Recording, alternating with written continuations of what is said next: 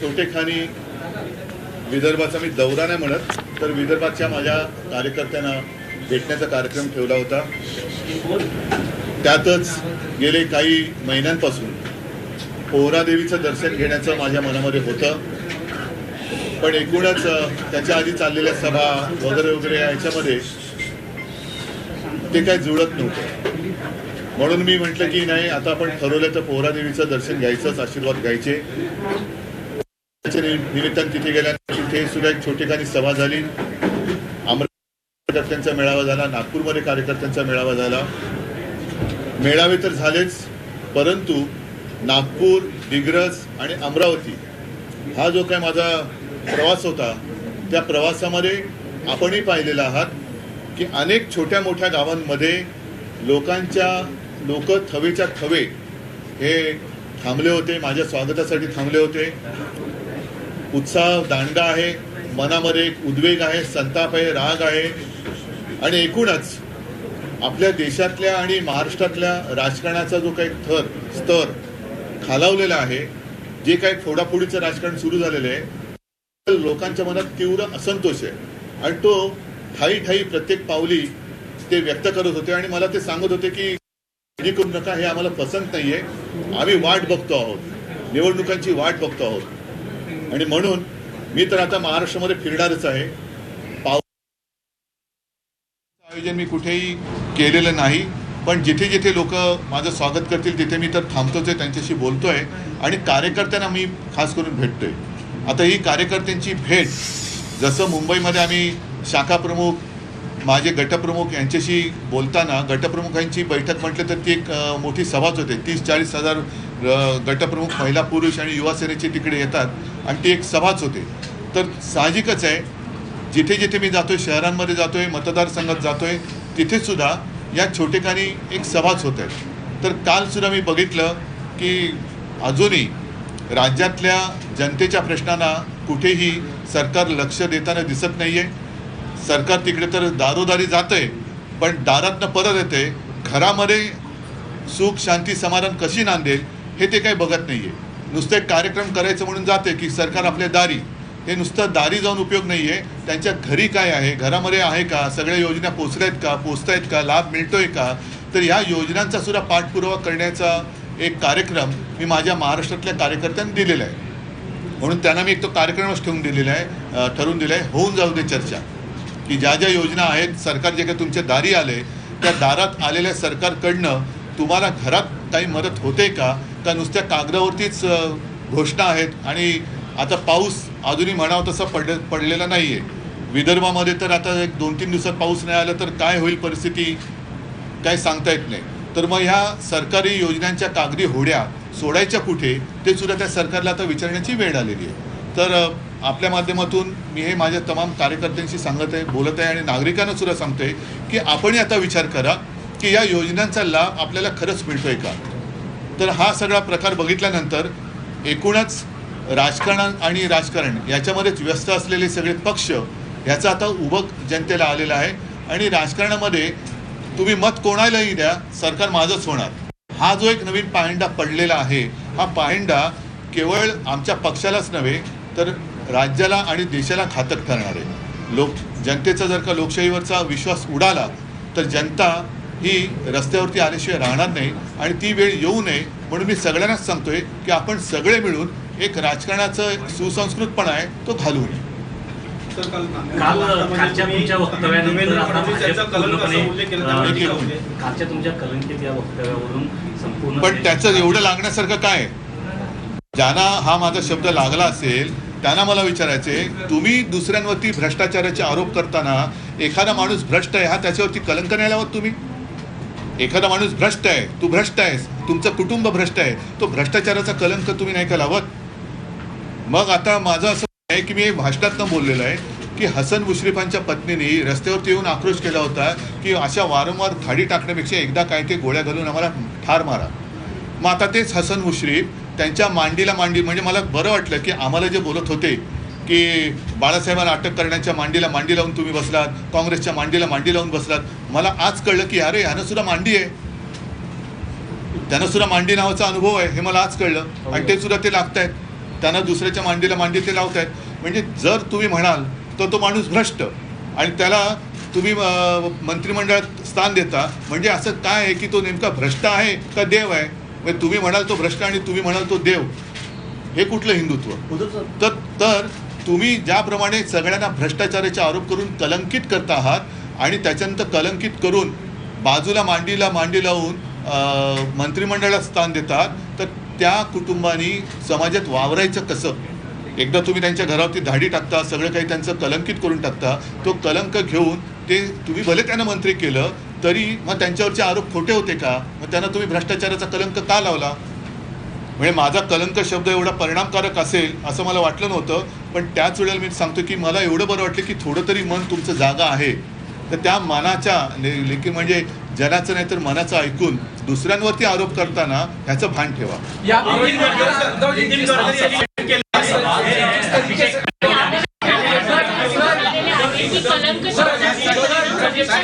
एकाने कोणतरी बोला. जे विधान आहे त्यावर नितीन गडकरींनी खेद खंत व्यक्त केली. मला सुद्धा नितीन गडकरींना सुद्धा या अनुभवातून जावं लागलेलं आहे आणि मला काही गंमत वाटत नाहीये कोणाला काय बोलायचं.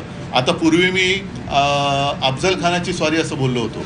आता अफजल खानाच्या स्वारीमध्ये बोलण्याचा हेतू माझा हा होता की तुम्ही सगळ्यांनी शिवचरित्र आपण वाचलेलं आहे, ऐकलेलं आहे. सगळं काय वाचलं असेल नसेल सगळ्यांनी तरी ऐकलेलं आहे आणि जाणता राजा बघितलेला आहे. त्या जाणता राजामध्ये तो प्रसंग आहे, अफजल खानाची स्वारी आले आणि ते कान्होजी जेदे नाईक हे छत्रपती शिवाजी महाराजांना भेटायला जातात आणि सांगतात की खानाचा खलिता आली आहे. तो त्यांच्या भाषेमध्ये ते बोलले आणि त्याच्यामध्ये त्यांनी लिहिले, एक तर आम्हाला येऊन सामील व्हा, धर्मांतर करा, नाहीतर कुटुंबासकट मारले जाल. आता हे ईडी, इन्कम टॅक्स, CBI जे घराघरात घुसवत आहेत, म्हणजेच त्याचा अर्थ तोच आहे की कुटुंबासकट सामील व्हा, नाहीतर कुटुंबासकट आम्ही तुम्हाला कापून टाकू. असंच त्याचा अर्थ झाला ना. म्हणजे घराघरामध्ये तुम्ही ईडी, CBI घुसवत आहेत तेव्हा ते कुटुंब कलंकित नाही होत, त्याला कलंक लागत नाही. मग तुम्हाला जर का आम्ही काही बोललो, नुसती जाणीव करून दिली, तर एवढी तुमची आग, तळपायची आग मस्तकात जायचं कारण काय? पहिलं हे थांबवा. माझं मत आहे उघडेपणाने आपण जाऊ, उघडे म्हणजे जाहीरपणाने लोकांच्या समोर जाऊ आणि लोकांना फैसला करू दे. पण तुम्ही तुमच्या सत्तेचा गैरवापर करता आहात, लोकांना उद्ध्वस्त करता आहात, कुटुंबाची मानसिक शांती हिरावून घेत आहात आणि ते सगळं झाल्यानंतर तुम्ही त्यांना पक्षात घेऊन मानाचं पान वाढतात. मग लोकांमध्ये त्या लोकांनी कुटुंबाने वावरायचं कसं? सर, यापूर्वी देखील मात्र बॅनर फाडणे, काळपासणं ही नक्की कोणती संस्कृती आहे? हे सगळ्यांनीच बघायला पाहिजे. आता मला सांगा, मी आजच पेपरमध्ये बातमी वाचली की येत्या 4-5 दिवसात मला वाटतं लोकमान्य टिळक पुरस्कार कोणाला जाहीर झालाय? पंतप्रधान मोदीजी येत आहेत. कोणाच्या हस्ते होणार आहे? पवार साहेब. मग 70,000 कोटीच्या घोटाळ्याचं काय झालं? व्यासपीठावर कोण कोण असणार आहे? व्यासपीठावर कोण कोण असणार? म्हणजे मला एवढंच त्याचं काय तारतम्यच कळत नाहीये.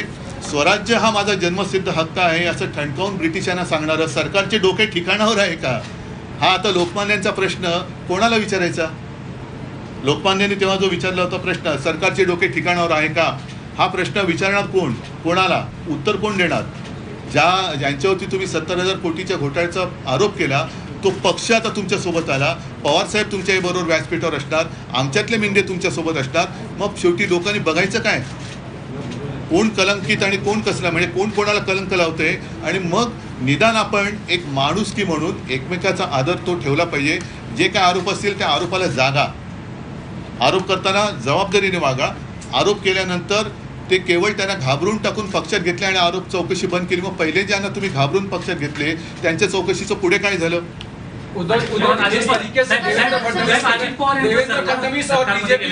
देवेंद्र फडणवीस और बीजेपी कह रही जिनके ऊपर इंक्वायरी चल रही है वो इंक्वायरी हमने रोकी नहीं है, वो सब मोदी जी के विकास से प्रेरित होकर, सरकार के विकास से प्रेरित होकर. तो आप जाहीर करो ना की इनको सजा तो होगी. चक्की पिसिंग हा काय कलंक नव्हता लावला त्यांना? मला हेच म्हणायचं, मी एक शब्द बोललो तर त्यांना लागला, पण तुम्ही संपूर्ण खानदान बर्बाद करून टाकता, उद्ध्वस्त करता, वाटेल तसे बेगुमान आरोप करतात. आता जसं तर संजय राऊत आहे, अनिल परब आहे, इथं सगळ्यांना सुद्धा काय कमी छाईत आहे ती लोक? सर अजित हिंदी में पवार बात सर- करें। सर- कलंक- कलंक को लेकर- कलंक को लेकर अजित बीजेपी- पवार सरकारमध्ये सामील शिंदे झाल्यानंतर फडणवीस सरकारमध्ये राष्ट्रवादी सामील झाल्यानंतर शिंदेचे जे आमदार आहेत ते नाराज असल्याचं कळते नाही, त्याच्याशी मला काही देणं घेणं नाही. मातोश्रीचे दार त्यांच्यासाठी उघडे ते आहेत का? ते अजूनही मला काय वाटत नाही या चर्चेमध्ये नुसतीच चर्चा आहे त्याच्यावरती बोलण्यात काय अर्थ आहे? आपके काही आपके आमदार- कलंक के काही आमदार आपके कलंक के सत्ता में बयान है को लेकर बीजेपी इतना आक्रोशित क्यों है? लगातार महाराष्ट्र भर में अलग मैंने अलग सच्चाई उनको दिखा दी ना, कलंक क्या होता है मैंने दिखा दिया उनको. अब वो जो मेरे बारे में कुछ भी कहते हैं, ये मेरे हाथ में कुछ मैंने जानकारी लेके मैं बोल रहा हूँ. आता माझ्या झालेल्या ऑपरेशनवर माझी चेष्टा करतात, म्हणजे माझ्या कमरेचा पट्टा सुटला, कोणाचा गळ्याचा पट्टा सुटला, मी असं करत नाही, बोलत नाही, पण मी जे काही भोगलं ते त्यांना भोगावं लागू नये हीच माझी प्रार्थना आहे. ज्या दिवशी ते भोगतील तेव्हा कळेल की काय असतं ते शस्त्रक्रिया म्हणजे काय असते. म्हणजे इथपर्यंत तुम्ही खालच्या पातळीवरती जाता, कोणाच्या तब्येतीवर न बोलता, कोणाच्या कुटुंबावर न बोलता, तरीसुद्धा तो कलंक नाही लागत. तर माझं म्हणणं आहे की ही लोक कलंक आहेतच, जे महाराष्ट्राच्या संस्कृतीला ही कलंक आहेत, जे लोकांना बर्बाद करतायत, उद्ध्वस्त करतायत, कुटुंबाची तुम्ही नालस्ती करताय, तुम्ही कलंकच आहात. उधर सर हिंदी आपकी में जो छवि है, आपकी जिस तरह की पॉलिटिकल इमेज है, है। क्या आप भविष्य में इस तरह की जो लैंग्वेज है उससे बचने की कोशिश क्या मैंने करेंगे? गलत लैंग्वेज क्या गलत है? बोला गया है जो सबने कहा, मगर नहीं नहीं, उसको- मैंने तो अभी भी दोहराई ना भाषा. कलंक का मतलब क्या होता है? क्या इसमें मैंने गाली गलौज कहा की जो मैंने जिस शब्दों में मला त्यांनी जे काय म्हटलं ते चालतं काय? वो चलता है आपको? हाँ, मेरा ऑपरेशन हो गया उस बारे में वो मेरी मजाक उड़ा रहे, वो चलता है? वो कौन सी संस्कृती है? उद्धवजी भाजपचे नेते असे म्हणतात की उद्धवजी जेव्हा सत्तेत होते भाजपाबरोबर तेव्हा त्यांना सत्तेत मानाचं स्थान होतं. त्यांनी अनेक गोष्टी सांगितल्या, त्या पद्धतीने केल्या गेल्या. असं असतानाही उद्धवजी आज बघा. देवेंद्रजींना कलंक म्हणतात. नाही नाही, याला काही अर्थ नाही आहे. मी अशी कोणतीही माझी याची स्वार्थाची गोष्ट कधी काय त्यांना अशी सांगितलेली नाही आहे. आणि मलासुद्धा हाच प्रश्न आहे, 25-30 वर्ष हिंदुत्वासाठी एकत्र राहिल्यानंतर 2014 साली असं काय घडलं होतं की तुम्ही माझ्याशी युती तोडली? तेव्हा पण मी हिंदूच होतो ना, आजसुद्धा हिंदूच आहे. पण हेच माझं म्हणणं आहे की तुम्ही म्हणाल तो दगड, तुम्ही म्हणाल तो भ्रष्ट, तुम्ही म्हणाल तो डाकू, तुम्ही म्हणाल तो देव, तुम्ही म्हणाल तो संत, तुम्ही कोण? तुम्ही म्हणाल ते आम्ही मानायचं, असे तुम्ही आहात तरी कोण? म्हणजे तुम्ही ज्या वेळेला राष्ट्रवादीला भ्रष्ट म्हणता तेव्हा राष्ट्रवादी भ्रष्ट, तुम्ही ते सोबत आले का? आता म्हणजे पूर्वी बाळासाहेब असताना आमच्याकडे एक व्यक्ती आली होती, त्याला अजूनही महाराष्ट्रात असतील, ते गोडबाबा म्हणायचे. आणि ते गोडबाबा काय करायचे की ढीकभर मिरच्या खायचे आणि त्या मिरच्या त्यांना गोड लागायच्या. आता यानं मिरची पण गोड लागायला लागली. एक हफ्ते से ज्यादा का समय हो गया, एक हफ्ते सदस्य आहेत त्यांचा उद्धवजी, महाराष्ट्र उद्धवजी. सुप्रीम कोर्टाने मोकळा केलाय. तुमच्या कालावधीमध्ये हा. भगतसिंग कोश्यारी यांच्या संदर्भात बराचसा वाद गाजला होता, परंतु आता सुप्रीम कोर्टाने तो मोकळा तो केला. मोकळा काय वाटतं? आजच करणार असते. आता काय असं आहे की आता देशाचं राजकारण IPL सारखं झालेलं आहे. कोण खेळाडू कुठल्या संघात तेच कळत नाही. पण किमान IPL मध्ये मी असं मानतो की अंपायर तरी पक्ष असतो. तसं मी ह्याच्याबद्दल काही कोर्टाबद्दल ताशेरे नाही मी म्हणत. मी एकूण ह्यांची जी काय चाललेली काही यंत्रणा वगैरे ह्यांच्याच आहेत. चौकशीचे आता संजय राऊतांनी सुद्धा केलेलेच आहेत ना आरोप, त्या चौकशीवरती ते हात लावायला तयार नाहीत. ज्यांच्या चौकशा लागल्या त्यांना सगळ्यांना क्लीन चिट. आणि आमच्या लोकांच्या मागे मात्र घरात घुसून खोटे नाटे पुरावे, ह्याच्याकडनं जबरदस्ती स्टेटमेंट घे, त्याच्याकडनं घे. हे कोणतं काळ आहे? हे सगळं मला असं वाटतं की शेवटी काळ हा निर्गुण असतो, तो उलटल्यानंतर यांना भारी पडेल. उद्धवजी एक हफ्ते से ज्यादा का समय हो गया मंत्रियों के शपथ को लेकर, लेकिन आज तक उनके खाते, उनके शायद- विभागों का बंटवारा नहीं हो रहा है. अभी उस बारे में मैं क्या कह सकता हूँ? मैं तो मुख्यमंत्री नहीं हूँ. नहीं, लेकिन आपस में लड़ाइयाँ चल रही हैं क्या? कहीं न खाते वाटपावर कहीं बरंचसं बीच में आपके भाषण सुना है. एक आहे, आता पहिले किती मंत्री होते? पहले 20 आता यांचे राष्ट्रवादीचे किती झाले? म्हणजे मिंद्यांच्या नाकी 9 आलेत. एकूणच मिंदे काय भाजपच्या नाकी 9 आलेत ना आता. हे 9 मंत्री म्हणजे नाकी 9 आलेत. त्यांना खाती कोणती देणार? आणखीन किती 9चं पानं कितीने वाढवणार? तर हे नाकी 9 आले ते त्यांना लख लाभो. मी पहिलंच म्हटलंय, बघा प्रत्येक गोष्टीला आपण शुभेच्छा द्याव्या. मी शुभेच्छा दिलेल्या आहेत. नांदा सौख्य भरे. यानंतर काही आमदार जे आहेत शंकरसिंह वाघेला यांना काही तुम्ही आमदार भेटलात. शंकरसिंह वाघेला आलेले भेटायला, जे गुजरातमध्ये मोदींचे कट्टर विरोधक मानले जातात. त्यांचं काय म्हणणं आहे, काय चर्चा झाली तुमची? चर्चा काय नाही. आता एक जुनी आठवण मी सांगतो. ज्या वेळेला त्यांचं आणि तेव्हा ते भारतीय जनता पक्षात होते, ज्या वेळेला त्यांचं आणि भारतीय जनता पक्षाचं पहिल्यांदा बिनसलं तेव्हा तुम्हीच म्हणजे चॅनलनी बातम्या लावल्या होत्या की शंकरसिंग वाघेला निघाले, मातोश्रीला पोचणार, शंकरसिंग वाघेला निघाले, मातोश्रीला पोचणार. आणि त्या दिवशी प्रमोद महाजन अचानक आले होते. तर बाळासाहेबांनी विचारलं, अरे प्रमोद तू कसा काय झालास अचानक? तो म्हणाला ते शंकरसिंग वाघेला तिकडनं निघालेत. तुला मग ते मातोश्रीला येत आहेत, पुढे काय? नाही त्यांना भेटू नका. ते म्हणाले तू सेना आणि भाजपची युती आहे, काय करायचं ते मला कळतंय, तू काय काळजी करू नको आणि तू काय मला सांगण्याची गरज नाही आहे. ते काही येत वगैरे नाही आहेत, ह्या बातम्या हवेतल्या हवेत असतील, पण ते आलेले नाही आहेत आणि आले काय करायचं तुम्हाला कळते. म्हणजे एवढं बाळासाहेब आणि शिवसेना त्यांच्याशी प्रामाणिक होती. तेव्हा काय वाघेला येणार नव्हते, पण आले असते तरी बाळासाहेबांच्या मनात घट्ट होतं की तुमचं त्यांचं बिनसलं म्हणून मी काय त्याला माझ्याकडे घेतो अशातला भाग नाही. तर एवढं राजकारणामध्ये आम्ही पथ्य पाळणारी लोक आहोत. आणि त्या काळामध्ये अनेक अशा आठवणी आहेत, मग त्या सगळ्यांच्याच आहेत, गोपीनाथजींच्या आहेत, सगळ्यांच्याच आहेत. तर मला असं वाटतं की कलंक हा शब्द त्याने एवढा झोंबला असेल तर त्यांच्याकडनं जो काही कारभार चाललेला आहे तो महाराष्ट्राला कलंकच लागतो आहे. तो कलंक लावणं त्यांनी थांबवावं.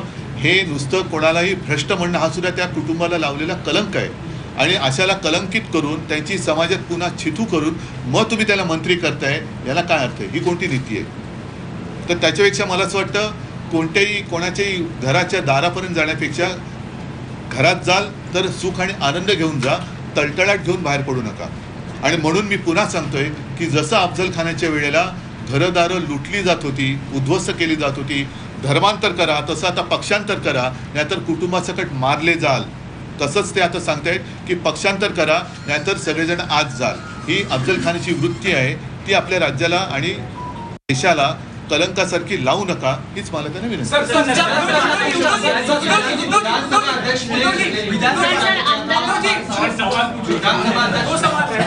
पहला कि पिछले 2 हफ्ते से जो राजनीतिक घटनाक्रम प्रदेश में हुआ उसमें आपकी तरफ से ये कहा गया कि एकनाथ शिंदे के कई विधायक आपसे संपर्क में हैं. आप मैंने नहीं कहा कुछ, आपकी पार्टी की तरफ से मैंने नहीं कहा कुछ. संपर्क में या नहीं, अगर हो भी तो भी ऐसी सारी चीजें रात के अंधेरे में होती है. वो बातें हमने उन्हीं से सीखी है. वो हुडी वगैरह पहन कर जाना पड़ता है और जब तक कुछ होता नहीं तब तक वो बोला नहीं जाता. तो मैं आप क्यों बोलूं? दूसरी बात, अगर होती भी होगी तो मैं क्यों बोलूं? दूसरा सवाल ये है कि आपके और आपके जो चचेरे भाई हैं राज ठाकरे, दोनों के साथ में आने की ठीक है, जो बातें चल रही हैं. अभी चर्चा पर जो हवा है उसको अध्यक्षांनी नोटीस पाठवलेली आहे. हो, मग त्याने ज्यांच्यावरती आम्ही आक्षेप घेतलेला आहे त्यांना नोटीस जायलाच पाहिजे आणि कायद्याप्रमाणे ते अपात्र ठरलेच पाहिजेत. कारण सुप्रीम नाही, विलंब म्हणण्यापेक्षा त्यांना ती एक मुदत दिली होती, ती मुदत आता संपत आलेली आहे. कारण सुप्रीम कोर्ट सुद्धा किती काळ वाट बघेल. आणि सुप्रीम कोर्टाने स्पष्ट शब्दामध्ये त्याच्यामध्ये तसे ते नाही म्हटलं तरी निर्देशच दिलेले आहेत. आता ते मानायचे की नाही मानायचे, आणि मानले नाही तर पुन्हा सुप्रीम कोर्ट आम्हाला दिलासा किंवा न्याय देईलच.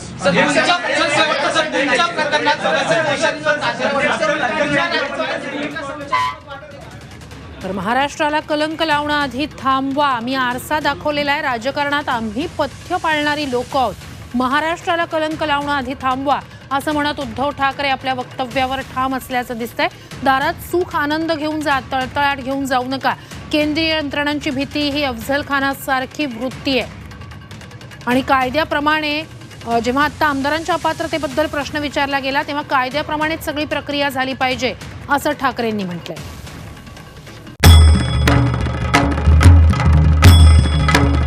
भंडाऱ्याची उधळण म्हणजे